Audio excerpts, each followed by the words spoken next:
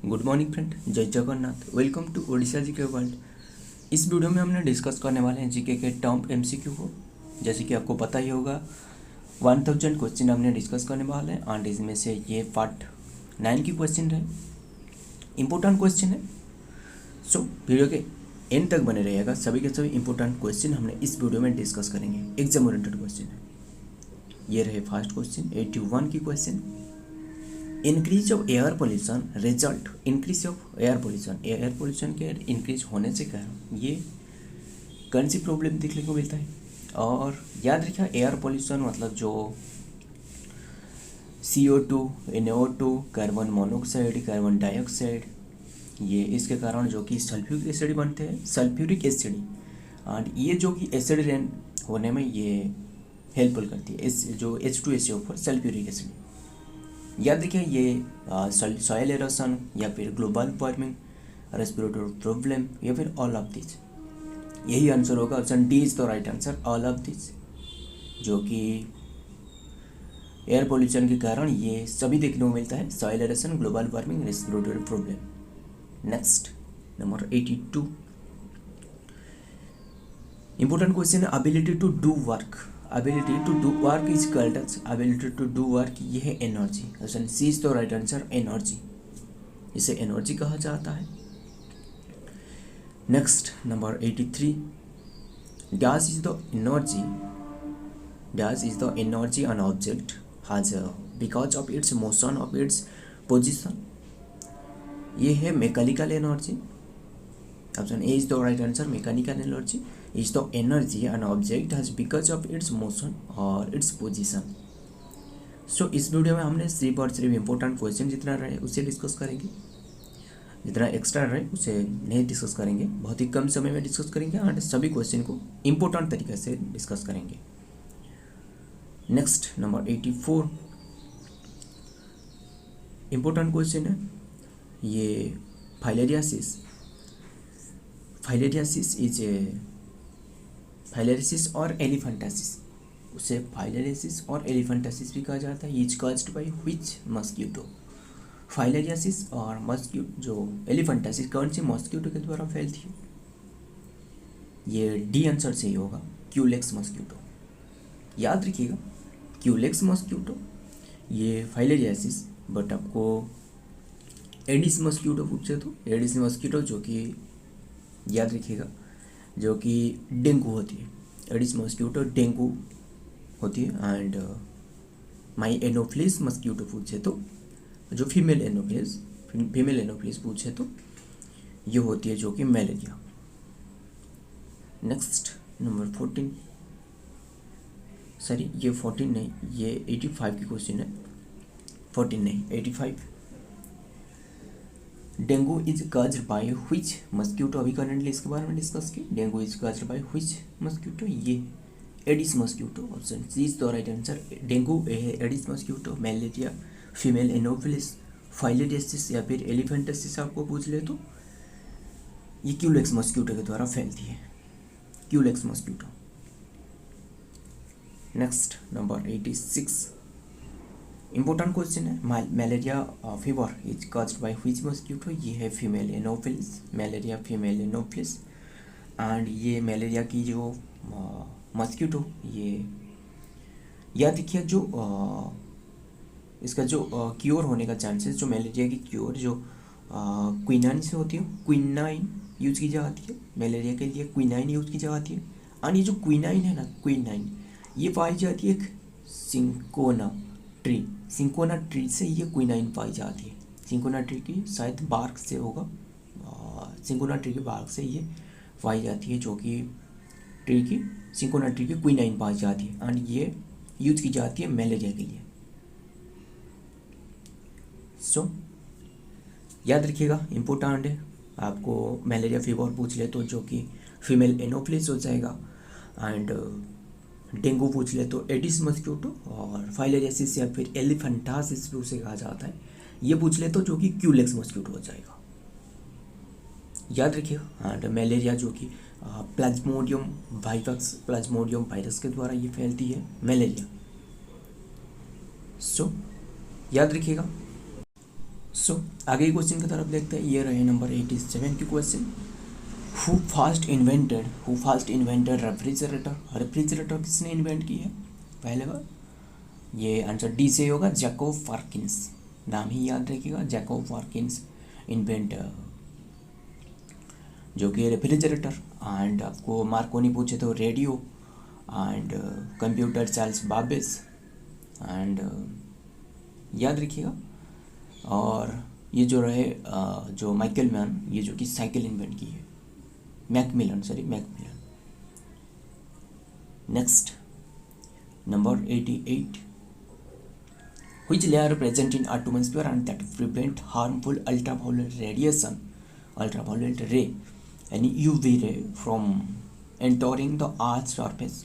Which layer is present in atmosphere में कौन सी layer है that prevent harmful ultraviolet radiation यानी रे, ये प्रिवेंट करती है?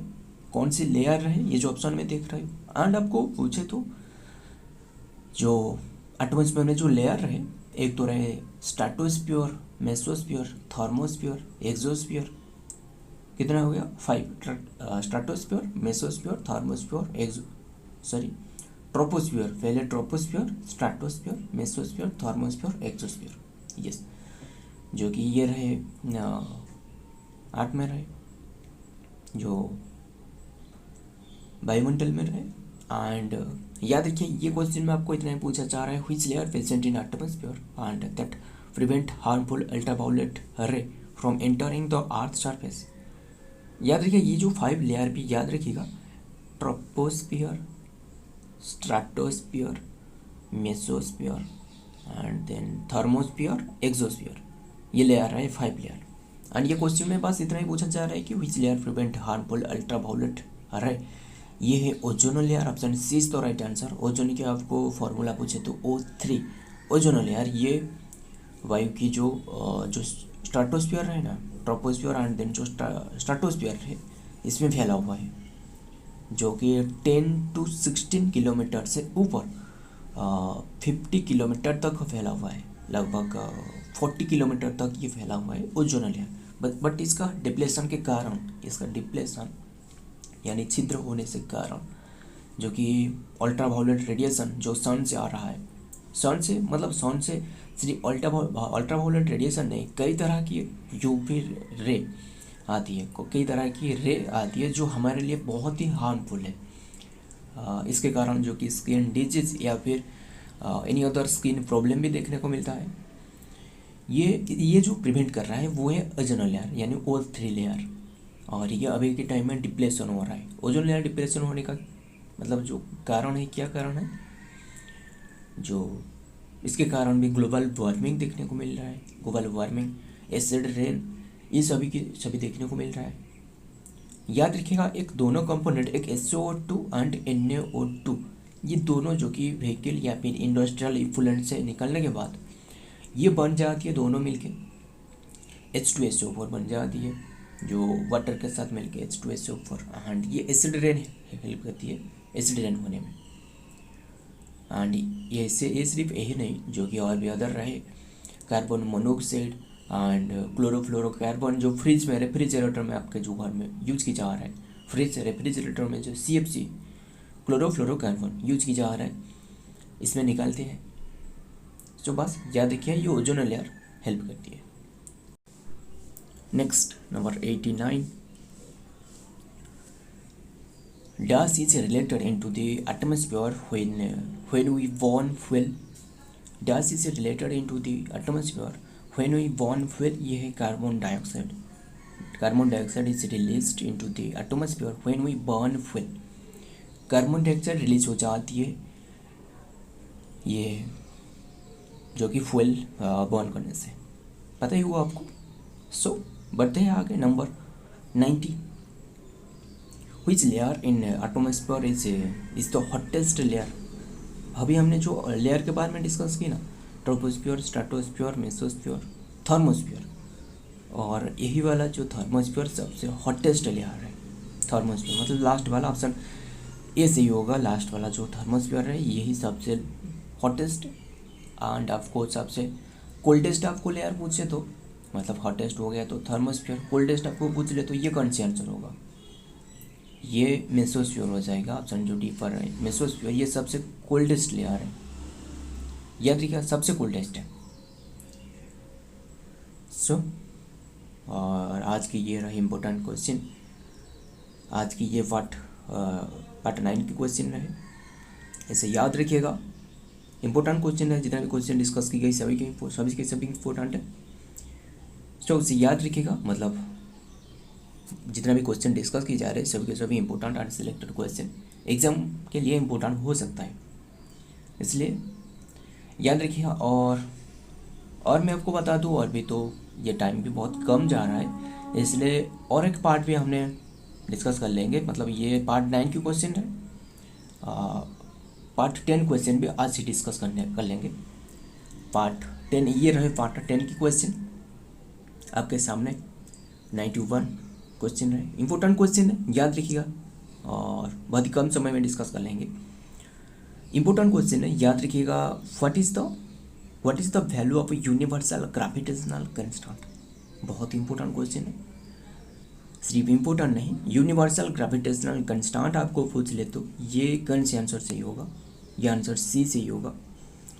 6.67 into 10⁻⁻11 nm² for kg², kilogram square. याद रखिए ये जो कि होती है मतलब ग्रेविटेशनल कांस्टेंट यानी कैपिटल जी की वैल्यू है 6.67 into 10⁻11 nm² for kg²। And इसका जो एग्जैक्ट वैल्यू है ना, एग्जैक्ट वैल्यू आपको पूछ ले तो ये है, याद रखिएगा। मतलब ये उसे भी और एक तरीके से लिखा जा सकता है 6.67408 इंटू 10⁻11 nm² फॉर kg², ये है। और ये जो ग्रेविटेशन है ना, सर आइजैक न्यूटन के द्वारा दी गई है। सर आइजैक न्यूटन, एंड पता ही होगा आपको, सर आइजैक न्यूटन, उन्हें फादर ऑफ किसके फादर माना जाता है, ये अब कमेंट में बताना किसके फादर, ये जो सर आइजैक न्यूटन किसके फादर कहा जाता है।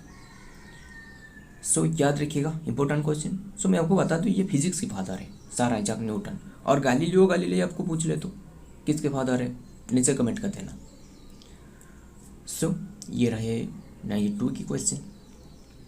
In which year government of India has established central Ganga authority, ये मतलब ये कुछ चीज़ों की साइंस के क्वेश्चन रहे, बट इनमें से ये क्वेश्चन अलग ही रहे, इम्पोर्टेंट क्वेश्चन है। But in which year government of India has established central Ganga authority, ये है 1985, option A is the right answer 1985। इसे क्या भी कहा जाता है, GAP यानी Ganga authority, Ganga action plan pollution reduce का इसका मेन उद्देश्य है, गंगा रिवर को क्लीन रखना इसका मेन उद्देश्य है। नेक्स्ट नंबर 93 इंपॉर्टेंट क्वेश्चन है, what is the name of tetanus prevent injection, name of tetanus prevent injection, ये जो ऑप्शन ए पर है DTFE, ATS, TDFE या फिर ऑल ऑफ दीज, यही आंसर होगा, all of these, option D is the right answer, all of these, ये सभी जो कि टिटानस के प्रिवेंशन इंजेक्शन है। नेक्स्ट नंबर 94 इंपॉर्टेंट क्वेश्चन है, which type of mosquito does spread filaria, ये फीमेल क्यूलेक्स, अभी करेंटली शायद हमने डिस्कस की। ए पर है जो फीमेल एनोफ्लिस, फीमेल एलोफ्लिस, ये मलेरिया, एंड जो सी पर है फीमेल एडिस, ये डेंगू, याद रखिएगा। और ये सभी नहीं होगा, याद रखिएगा ये मस्क्यूटो के बारे में उसे याद रखिएगा। बढ़ते हैं आगे की क्वेश्चन की तरफ, नंबर 95 की क्वेश्चन रहे, इंपॉर्टेंट क्वेश्चन है, व्हिच इज बायोडिग्रेडेबल सब्सटेंस, ये जो ऑप्शन में देख रहे हो इनमें से कौन सी जो कि एक बायोडिग्रेडेबल सब्सटेंस है, which is biodegradable substance, option A पर रहे ग्लास कप, और बी पर रहे बार्गन प्लास्टिक स्केल, सी पर है प्लास्टिक बॉटल, डी पर है टॉन पेपर, यही आंसर होगा torn paper. Next number 96 how tsunami caused, tsunami कैसे होती है, ऑप्शन ए पर है लाइटनिंग एंड थंडरिंग, बी पर रहे earthquake in the sea, vibration of the mountain. Option D पर रहे अर्थक्वेक इन द डेजर्ट। ये इसका आंसर सही आंसर ये ऑप्शन बी सही होगा, अर्थक्वेक इन सी लेवल से अर्थक्वेक होने से ये वाइब्रेशन के कारण जो कि सुनामी हो जाती है। Next number 97, when respiration is down through mouth, when respiration is down through mouth, ये आंसर बी सही होगा, नाजल ब्लीडिंग। मतलब जब नाजल ब्लीडिंग के कारण आपको रेस्पिरेशन माउथ से करना चाहिए। नाजल ब्लीडिंग, जो नाजल ब्लीडिंग के कारण माउथ से आपको रेस्पिरेशन करना चाहिए। सो याद रखिएगा। बढ़ते हैं आगे नंबर 98 की question, what should be done at the wound when bitten by scorpion. Scorpion काटने से आप क्या कर सकते हो? ये इनमें से आंसर सी से होगा, आपको पता हो या भी ना हो, याद रखिए उसे। Washing with lime water, scorpion बिच्छू काटने से जो कि washing with the water, option C से होगा, वॉशिंग विथ लाइम वाटर, सिर्फ वाटर नहीं, लाइम वाटर, याद रखिए। Next number 99, what is the normal temperature of our body weight. Human body की जो normal body weight body temperature आपको हो जाता है, ये ऑप्शन बी से होगा, 98.4 डिग्री फ़ारेनहाइट, 98.4 डिग्री फ़ारेनहाइट या फिर 37 डिग्री सेल्सियस, जो कि नॉर्मल ह्यूमन बॉडी टेम्परेचर है। एंड आपको पता ही होगा शायद, हमने पढ़ी थी, मतलब सेल्सियस से कैसे फ़ारेनहाइट निकाला जाता है। हमने इसके बारे में डिस्कस की है, जो सेल्सियस से कैसे फ़ारेनहाइट डिस्कस की जाती है, ये बहुत ही बार डिस्कस की गई है। मतलब कोई मुझे एक बता सकते हो कि ये 98.4 डिग्री फ़ारेनहाइट, ये जो 37 डिग्री सेल्सियस, बट आपको 100 डिग्री सेल्सियस आपको पूछ ले तो 100 डिग्री सेल्सियस ये कितनी की फ़ारेनहाइट होगा, नीचे कमेंट कर देना। और नहीं पता हो तो आप कमेंट कर देना, इसका हमने डिस्कस करेंगे, इसका मेथड के बारे में। हालांकि हमने ये बहुत ही बार डिस्कस की, ये फ़ारेनहाइट सेल्सियस कैसे निकाला जाता है। नेक्स्ट नंबर 100, ये 100 की क्वेश्चन है, इंपॉर्टेंट क्वेश्चन है, याद रखिएगा। Which power plant is situated at Tarapur में कौन सी पावर प्लांट है? ये है न्यूक्लियर पावर प्लांट है।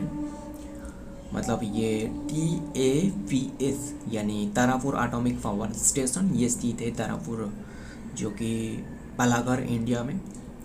ये इंडिया की first nuclear power plant first India की। सो फ्रेंड, ये याद रखिएगा, ये जितना भी क्वेश्चन डिस्कस की गई ये आज की लास्ट क्वेश्चन है। एंड हमने इस वीडियो में जो कि पार्ट 9 एंड 10 की दोनों क्वेश्चन डिस्कस कर ली। अगर वीडियो पसंद है तो वीडियो को लाइक कर लेना, और सभी के सभी इंपॉर्टेंट क्वेश्चन डिस्कस की गई, और ये सभी क्वेश्चन का PDF आपको नीचे की टेलीग्राम चैनल में दी जाएगी, फ्री में प्रोवाइड की जाएगी। मिलता हूँ और एक वीडियो में और एक इंपॉर्टेंट MCQ के साथ, तब तक के लिए जय हिंद, जय जगन्नाथ।